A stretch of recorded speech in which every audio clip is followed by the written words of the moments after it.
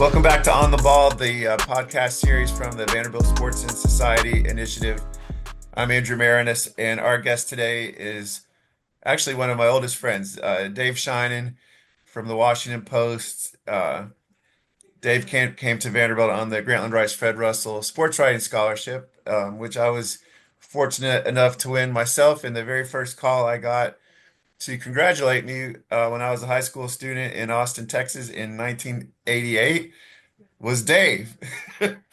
And so, Dave, you've always been someone I've really looked up to ever since then. And thank you for joining the show today. Well, you weren't supposed to say what year that was that call happened because you're dating us a little bit, but I really appreciate it and it's great to be here. I'm glad you reached out. Yeah, man, we were child prodigies. I think maybe 11 or 12 years old at that point, starting college. The other thing to publicly thank you for is you were the first person that I knew that wrote about Perry Wallace. And it was for an article in Versus magazine, which was more of a literary magazine at Vandy at the time. And people always ask me, like, where did you get the idea to write a book about Perry Wallace? And I tell them, well, it was actually first for a Black history class at Vandy. And the reason why I even had heard of him to write about him was because of your story. And you just had like an amazing lead to this story about Perry and Godfrey being down in Starkville for their first game. Do you remember working on that? I do, and in fact, when you say that it was in the literary magazine, it makes me cringe a little bit because I feel like I tried to write it for a literary audience and at 19, 20 years old or whatever I was, just completely overwrote it. And I cringe when I think about that lead now. Well, it worked on a fellow 18 or 19-year-old, it Yeah, hooked me. yeah, So, yeah. yeah, it was great stuff.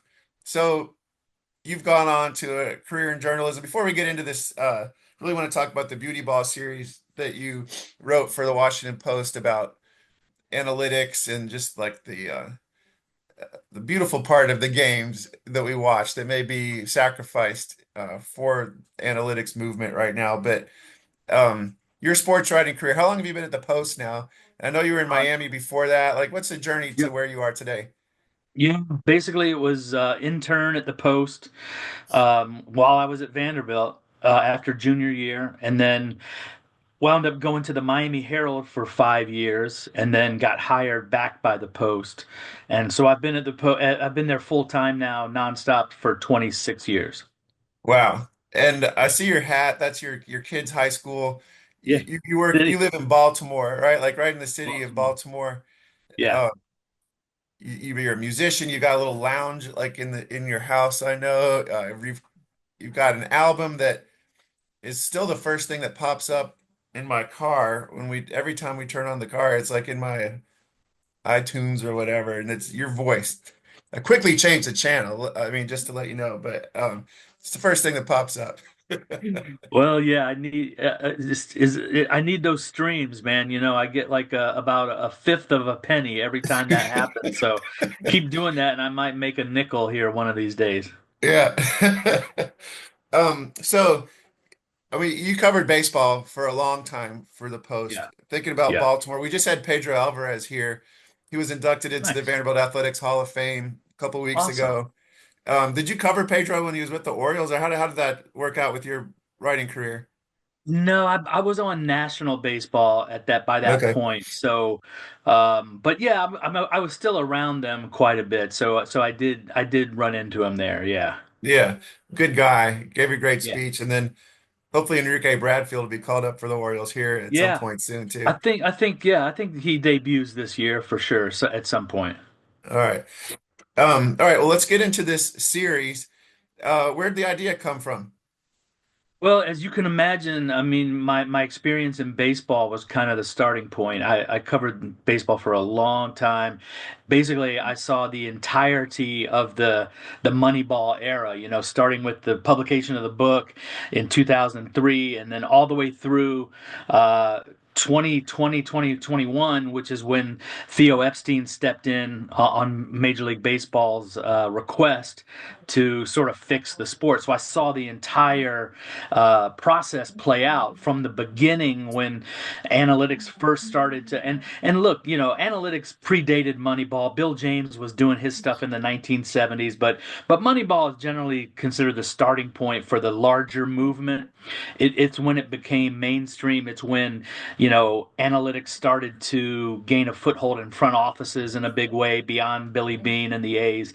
So I've seen it all. I saw it from the beginning when everything was exciting and fascinating, and you could just you could see the game changing, and you could recognize yourself getting smarter about baseball every day, every year. It was an amazing time, so I point that out to say that I'm in no ways anti-analytics, because I mean I was as had my mind blown like everybody else when it first started to change the game, and it changed it for the better. I mean, everybody was smarter.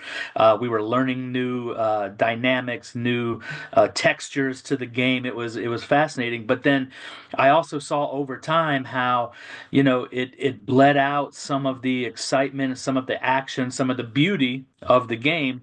I covered so many 4.5 hour postseason games, that were 2-1, 9 inning games, and it was just they were dragging on forever. The game, it essentially became unwatchable to me at some point towards the late 2010s, maybe 2020, 2021, and that's when I got out. I got out of it in large part because I found baseball to be unwatchable, and I didn't want that clouding my coverage, and so I got off of baseball. And it was when I started paying attention more to other sports, like the NBA, and started to realize how much that game had changed since I had been paying attention to it many years ago. And I just started to wonder if there was a dynamic at work here that linked baseball and basketball. And I pitched this idea to my editor, and they were like, "Yeah, go for it. It sounds fascinating," and that was the genesis of it. So a series like this, I'm curious just about how that pitch process goes with your editor. Like, how much of a vision do you take into that meeting? What's the conversation like in terms of ideas they have that help shape it? Before you started writing, like, what existed in your head and what did you pitch? Yeah, I guess I just wrote like maybe a one-page sort of memo outlining what I thought, this series could entail. And at the time we didn't really know what the format would be. We didn't know how many pieces it would end up being, how long it would be. It was just sort of like, let's follow this trail for what it's worth, and write it for what it's worth. And yeah, my editors kind of gave me a blank slate a little bit. I mean, they made some suggestions, and luckily, we have tremendous beat writers and editors, in all these sports, so I could go to our NFL writers or our NFL editor about certain dynamics in the NFL and how they might play into this. Basketball the same way. We have incredible talent covering the NBA. So yeah, it was collaborative. At one time, we did talk about bringing other writers on board to make this a bigger project, like some of the past ones I've worked on that have multiple writers.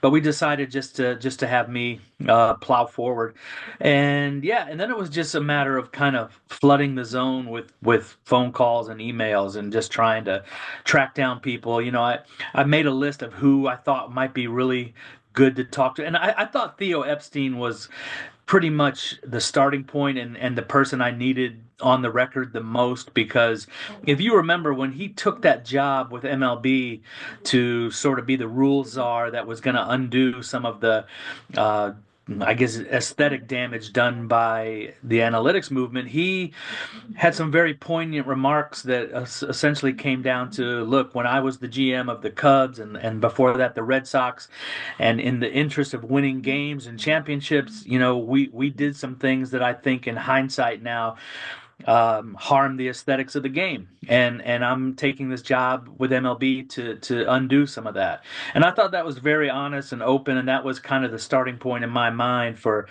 how this dynamic was playing out. And so, yeah, getting him was crucial. And I talked to a lot of experts in the field, analytics, professors and game theorists, and you know, you know how professional sports are hiring up a lot of analytics and have been for the last 10 or 20 years, hiring up some of the best analytic minds in the games. And some of them go on to do that, and then they go into academia. And I talked to a lot of those people too, who had been on the inside in a front office, as an analyst, and are now, removed from it enough to be able to speak honestly and openly about it. So that was very crucial for the project as well. Yeah, man, I can imagine. We've got dozens of kids here at Vandy right now that are interested in sports analytics that are, An entire industry. yeah, yeah. And Yeah. they're great kids. They're really smart. They're And out of that the didn't same. exist when we were in school, right? I mean, that there was no sports analytics degree or even class. Yeah. So in your mind, when you were like losing interest in baseball, like what were the things that were happening to the game that were a result of an focus on analytics that were the most harmful in your opinion, or that Theo Epstein thinks were the most harmful? Well, I would say the number one thing was the it manifested in the length of games. Uh, Baseball added about half an hour of game time between around 1990 and 2020, so in those 30 years. And that half an hour, of course, was no more action. It was half an hour of nothing but dead time. And one thing that crystallized it for me was when I learned that one major league team, and I won't name them because I don't know that they were the only ones, but I found out that they were explicitly telling their pitchers to take more time between pitches on the mound. Just stand there with the ball. This was before the pitch clock, of course. And the reason was, pitching and run prevention in baseball became all about velocity and strikeouts and pure stuff, and at the detriment of everything else. And so this one team figured out that their pitchers could throw, a zero point 0.2 miles per hour faster, let's say, if they held the ball an extra 10 seconds. Because you could gear up your body to throw at max effort. All you're trying to do is throw max effort. Nobody's trying to save bullets to get into the seventh or eighth inning anymore. So you got to go max effort all the time, and when you run out of gas, we're going to bring somebody else to do the same thing. So they were telling their pitchers to take more time on the mound and just stand there with the ball for 10 extra seconds before you pitch. And that is just an absolute, throwing the middle finger up at the aesthetics of baseball. It's like we don't care at all that everybody in the stadium is just going to stand there and wait for you to throw the ball. If that's going to make you zero point 0.2 miles an hour faster with your fastball, we're going to do that. And it was Yeah. just kind of stuff like that. And I started to look into the numbers. Baseball Reference is an amazing reference, and you could track the number of balls in play, and the number of balls in play in baseball has gone down about 20% in that same time period, and all those balls in play are excitement, action. They are the possibility of a diving play, that you're going to remember the rest of your life, or a bang bang play at the plate. All this amazing stuff that we love about baseball that wasn't happening as much. And it happened so gradually that we didn't even really notice, I think, until all of a sudden it just got, why are we playing all these 4-hour games? And there's a reason for it. And this project in some ways started there with like trying to figure out what had happened to baseball, and how do you undo it. What was the process like? What did you learn about like within baseball to recognize there was a problem when in some respects I'm sure teams were thinking like it's not a problem, we're getting smarter, and there's such resistance in this sport to change. I mean, people talk about that all the time, like to actually come to the point where they said, okay, this is a problem, we're going to do something about it. Like, how did that happen? Well, it took a business crisis. I mean, they weren't going to do anything until it started to affect the bottom line, and eventually it did. I mean, attendance started to go down quite a bit in the 2010s. Um, it had taken a long time to come back from the strike of 95, 94, 95. The home run chase helped bring it back in 98, and the steroids era, I suppose, overall brought it back. But then it started to lose steam, and I think people were getting fed up with going to the games and spending all that money and sitting there and being bored. And so that, I think, was what prompted baseball to take action. But some of the things they did, I mean, they could see stolen bases going away, for example, and fans love stolen bases. They did fan polling and focus groups and stuff, and learned that fans really miss stolen bases.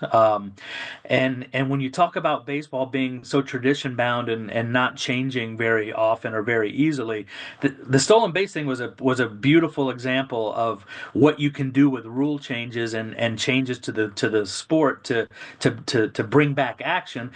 Theo Epstein and his lieutenants there at MLB, they knew that they could not mess with 90 feet between the bases. That's sacred, Mm. and so they figured out, well, we can expand the size of the bases, which essentially decreases the distance between them incrementally. And so they did that. They expanded the size of the bases, made it shorter between first and second, and they changed, made this rule about pickoff throws, the disengagement rule, where you can't step off the rubber or throw over to first, or you're limited in the number.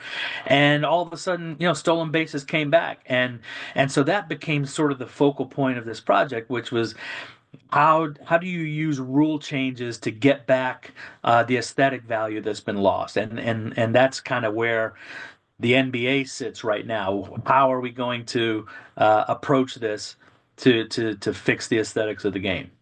Yeah, I want to talk about the NBA. One last question about baseball. Like, is there a feeling that there are other significant changes yet to come? Yeah, there are, because they recognize that they still have not solved the problem of velocity and strikeouts. So, I talked to this one of the best interviews I did for this was a professor at the University of Seattle who's like a game theorist. He comes out of like a video game and board game type of thing and applies that to sports. And he basically said that baseball, before these latest rule changes, was about as close to being tic-tac-toe as any sport had ever become, which means a solved game. I mean, tic tac toe is no fun to play, right? And you Right. only play with your kids, and you only play with them because they haven't figured it out. But that it's a solved game. That there's no entertainment value in a solved game.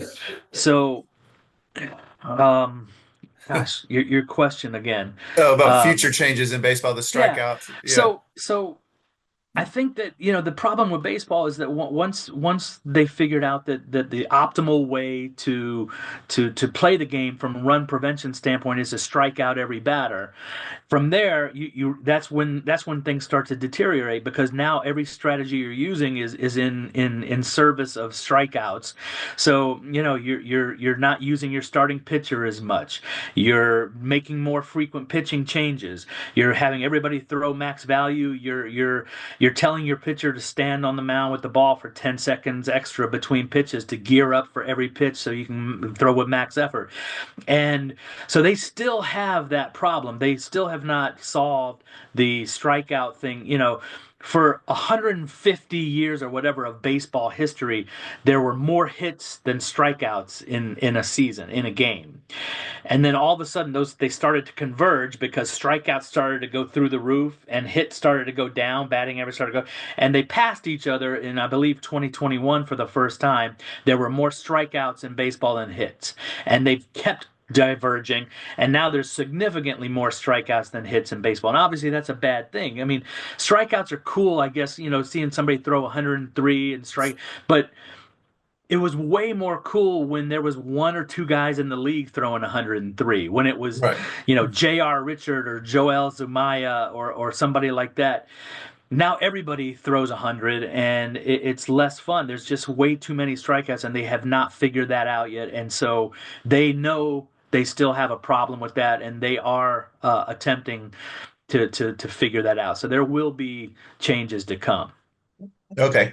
All right. Now let's move on to the NBA. I've seen the commissioner acknowledge there seems to be an issue with people getting bored with the way the game is played right now. I was at a Grizzlies Suns game on Monday this week, and it was all three pointers or layups. It's not as much fun, but there's reasons for it. I remember when the Warriors came around, the Splash Brothers, like it was kind of cool at first, and here's this team that's just shooting threes. What's been the evolution in the change in the NBA? You talked about this time period in baseball where things really changed. What'd you learn about the way the NBA has changed? Well, it's very similar to baseball. There were in the beginning with baseball, there were outliers who were, the Oakland A's, for example. And where it sort of jumped the shark was when even big market teams, because the A's were a small market team and were being very progressive and forward thinking because they had to compete in that economic realm. They had to be smarter than everybody else and figure out inefficiencies. That was the genesis of Moneyball. But it jumped the shark when the Yankees and the Dodgers and teams like that started to adopt the same type of analytics focused strategies. And then because it's a copycat game. Every sport is a copycat game. You're out there in the open, and it's obvious if a team is doing something unusual or new. It's obvious within minutes, right?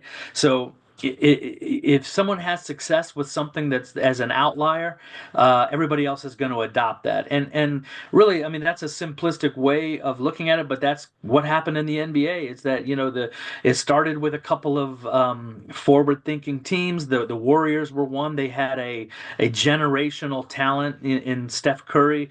The Houston Rockets were the other team in the early to mid 2010s with Daryl Morey, a GM who came out of sort of an analytics background, who pushed the envelope on three pointers. They got James Harden and started firing up, 30 something a game. But the interesting thing is that since that time, so we're talking in a span of about 10 years, everybody jumped on board with this because those teams had success. And I want to say that it was 2014, 2015 that the Rockets led the NBA in three-point attempts per game at something like 31 a game or 32. That 10 years later, this season would rank last in the NBA. That was first 10 years ago. That led the NBA, and now it would rank last. So it just jumps the shark. Yeah.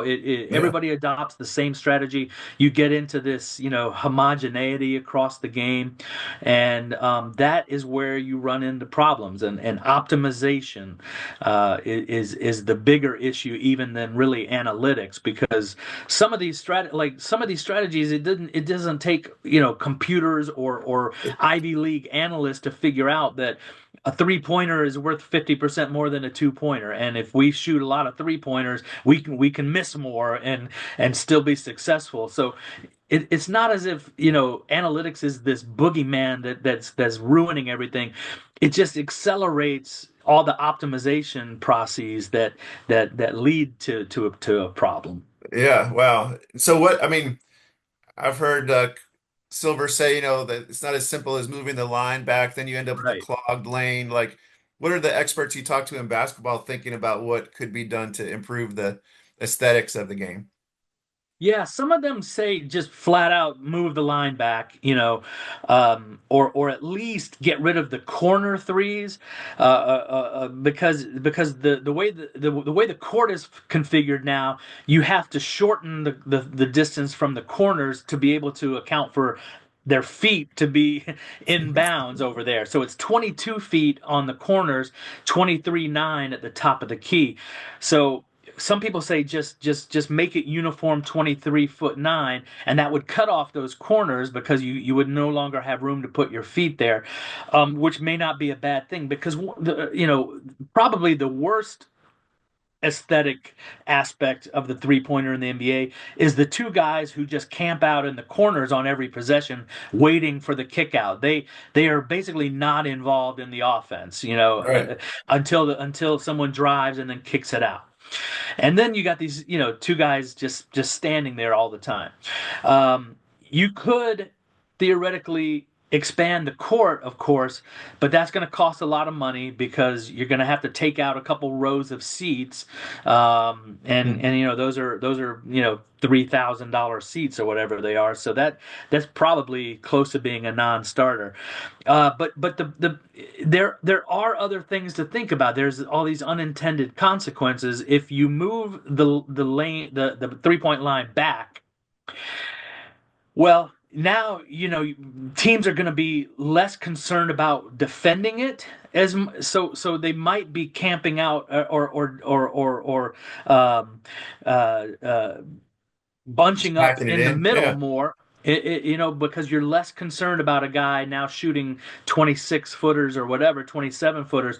So it may create more of a mess inside now. So there's unintended consequences.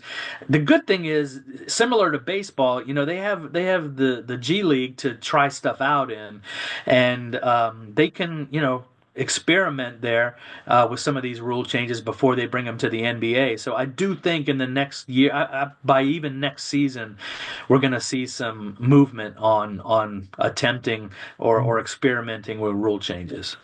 I think I noticed at the game there was a stat up on the scoreboard like fast break points, and it was 1-0, in the second half. I remember like when growing up, like the Lakers, or even college basketball, like the fast break was a thing that people would talk about. The cool Yeah. teams were known for doing it. You don't even really see that anymore. Um, how about football? It seems to me that, I mean, of the three major American sports, like football, maybe from the outside seems like the least bothered by this movement, or is that not really the case? Yeah, no, it is. And in fact, that was, from the beginning, that was sort of like the problematic one. Like what do you do about the NFL? I mean, they're not experiencing any of this aesthetic decline. And um well, I think when the more I got into it, the more I understood that, first of all, analytics came later to the NFL than it did in baseball and basketball. And I think that was largely part of the culture there. Um, until like maybe a decade ago, most NFL franchises were run by one ultra powerful head coach. The Mike Holmgrens, you know, Mike Shanahan. So they would be the head coach, but they would have total control of player personnel. They were old school dudes, and so they were. It was the culture made it a little more resistant to analytics coming in. So they were later to it, and I think that has a lot to do with why they have not had a problem yet, and I think it's just a matter of time. Um, One thing that started to happen here lately in the NFL, well, first of all, let me just say that the NFL is still in that honeymoon period where analytics breakthroughs are making the sport better, right? The biggest one is going for it more on fourth down.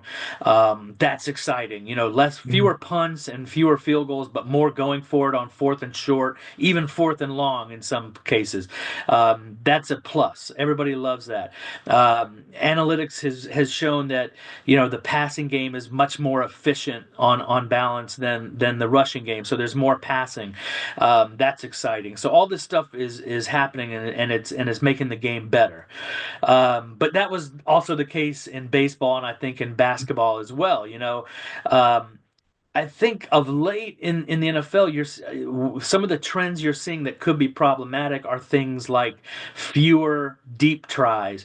There are fewer explosive plays now than there were even a few years ago, plays of 20 plus yards, and that's largely because teams are playing their safeties back more, and so you could see how over time that could create a problem if teams just if that continues to go in that direction. direction, and there's markedly fewer explosive plays, that could be a problem.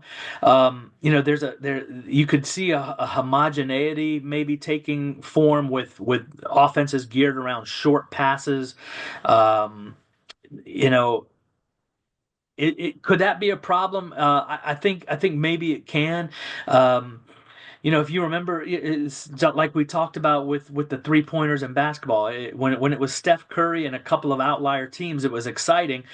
If you had told somebody 10 or 12 years ago that there would eventually be way too many three-pointers in the game in the NBA and it would come close to ruining the aesthetics, they would have said no way. I mean, Mhm. it's exciting. Yeah. Well, I mean that dynamic can happen to the NFL as well. And I did talk to one person who broke it down in another way, and he said that basically with the fourth down attempts and going for it, or even like say going for 2-point conversion, that coaches have like a chart that is telling them what is the optimum play in any situation, any down and distance, any time in the game.